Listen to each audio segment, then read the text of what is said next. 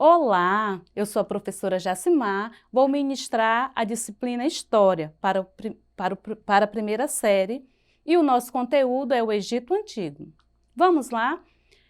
O Egito, ele é uma civilização muito importante e essa civilização, ela surge à margem de um rio. Sabe qual é o rio? É o Rio Nilo. Por isso, nós vamos ver as condições naturais e a capacidade racional da espécie humana. Vamos ao slide? O Rio Nilo, ele possuía um regime regular de cheias. E esse regime, ele irrigava o solo durante os meses de julho a novembro. E aí, nós podemos também analisar que o Rio Nilo ele era considerado uma dádiva. Era considerado uma dádiva pelo Egito, por quê? Porque ele nasce na África Central e ele vai atravessar todo o deserto egípcio, chegando até o Mediterrâneo. E vale também a gente ressaltar aqui que as cheias eram de julho a outubro e as águas elas alagavam todo esse território e acontecia um verdadeiro milagre. O milagre era que, quando essa área era inundada, o solo ficava fértil, era depositado uma camada de humus, né? O que é o humus? Seria o adubo. E esse solo ia ficar fértil, o que vai acontecer? Com certeza a agricultura ela iria dar muito mais produtividade. Uma outra coisa muito interessante que a gente tem que ressaltar é sobre o deserto. O deserto, ele era um presente para os egípcios. Sabe por quê? Porque fazia com que as tribos rivais, ou seja, fazia com que os inimigos do Egito não chegassem até esse povo. E isso ficava, né, como uma forma de proteção. Então, a gente vê aí que como a natureza é perfeita. De um lado, ela presenteava com o rio, e com o outro também com o deserto. O rio na forma de fertilizar os solos, de ser a forma de sobrevivência do Egito, e pelo outro lado, uma forma de proteção que era o deserto. Como é que acontece a organização do trabalho humano? A organização era coletiva. Todos trabalhavam para o Estado, ou seja, o Estado utilizava a força do trabalho coletivo. Nas imagens, nós podemos perceber também como que era feito essa distribuição do trabalho coletivo e a outra imagem nós podemos observar que a forma de irrigação era muito planejada. Era um povo que já dominava a tecnologia para aquela época. Vamos ao próximo slide. Aqui nós temos a localização. Eu quero enfocar aqui o Rio Nilo. Olha só como ele acontece. Olha a travessia dele pelo deserto até chegar no mar Mediterrâneo.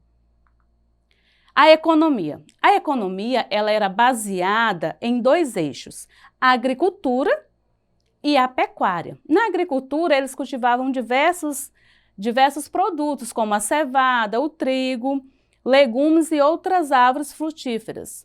Nós também temos na pecuária a criação de porcos, cabras, bois e cavalos, né? E aí a gente vê que eles vão trabalhar e eles vão sobreviver de forma coletiva com essa coleta e também com a criação.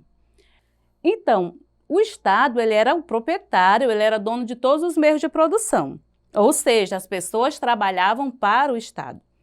O que acontecia com o excedente, ou seja, com o que não era aproveitado, com o que sobrava, vamos dizer assim. Esse excedente, ele era depositado, ou seja, era guardado em armazéns de propriedade do Estado e a sua administração não era igualitária, tá? Desculpa, não era igualitária, ok? Então, nós podemos ver aí o poder que o Estado tinha, né? Ele tinha o poder de deter tudo que existia, né? Todas as forças, ou seja, os meios de produção, como era o desenvolvimento do trabalho, mas na hora de distribuir, não acontecia isso de forma igual, ou seja, não era igualitário.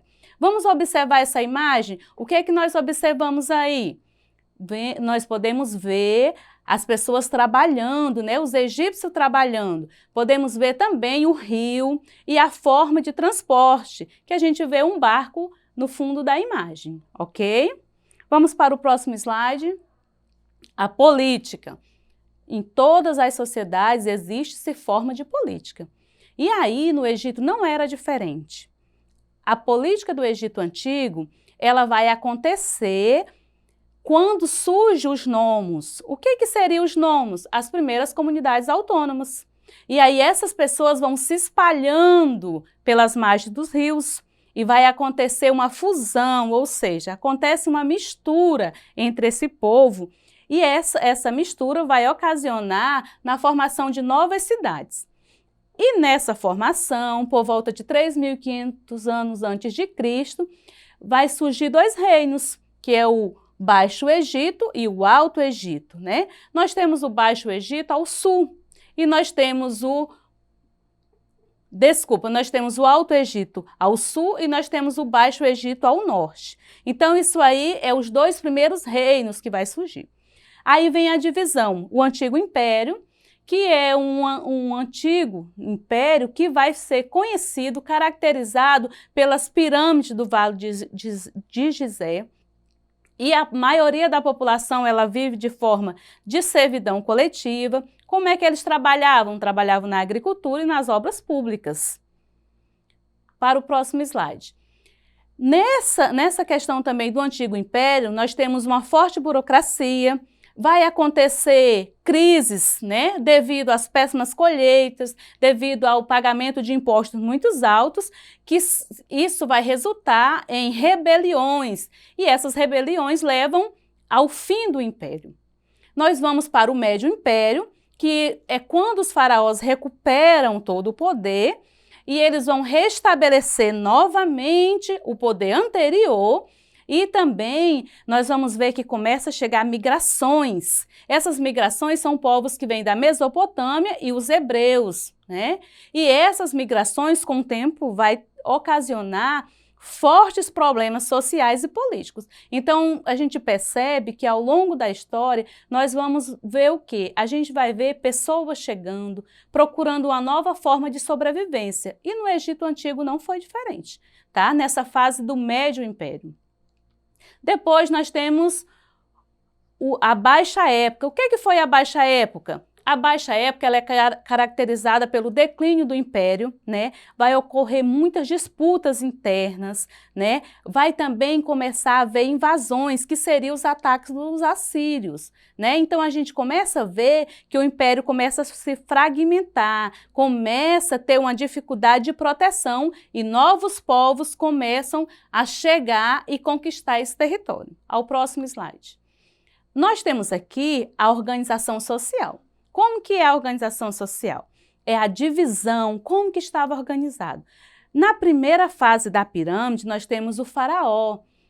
O faraó é aquele que detém todo o poder. Depois do faraó, nós temos quem? Os sacerdotes e os nobres. Vêm os escribas, arquitetos, engenheiros e artistas.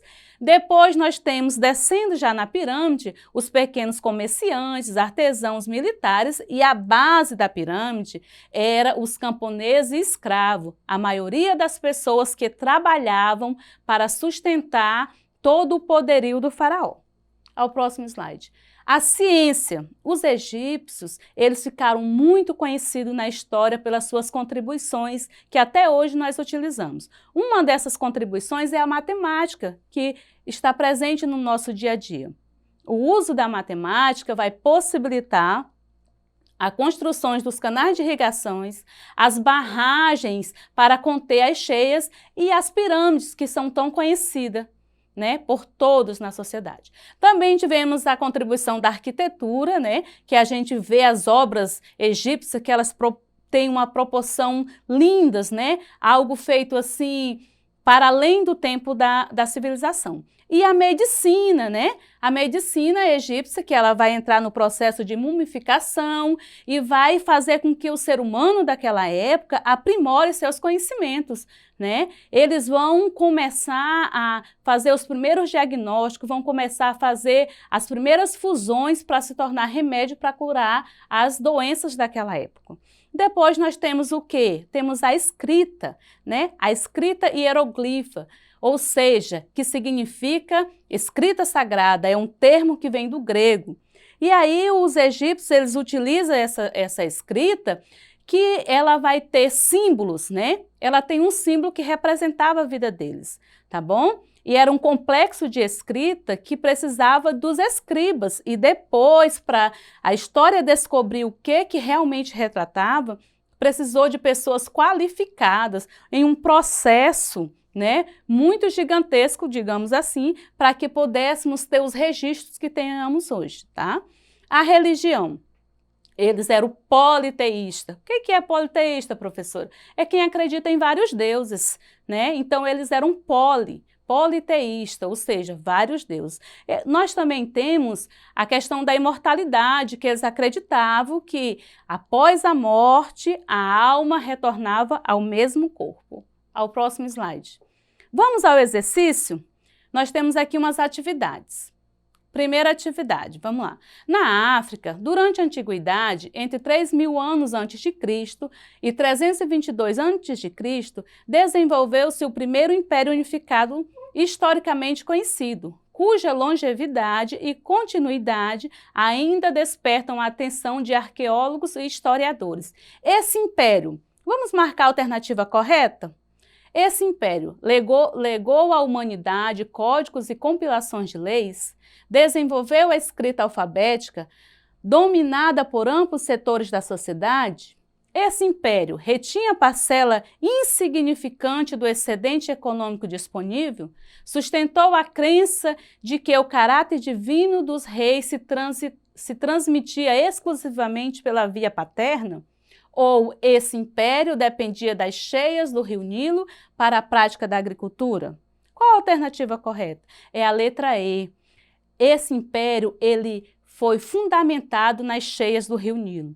Tudo o que acontecia era praticado, né, à margem do rio, ou seja, foi a agricultura que vai dar vida a essa civilização. Vida no sentido econômico, tá bom? Então, a resposta certa é a letra E. Ao próximo exercício.